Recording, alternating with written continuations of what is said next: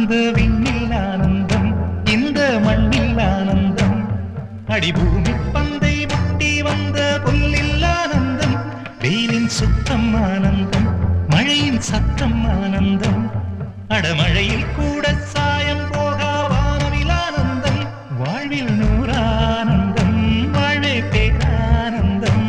பெண்ணை தரையெழுதும் சுயஜரிதம், அதில் அன்பே ஆனந்தம், ஆனந்தம். பச்சை கிளிகள்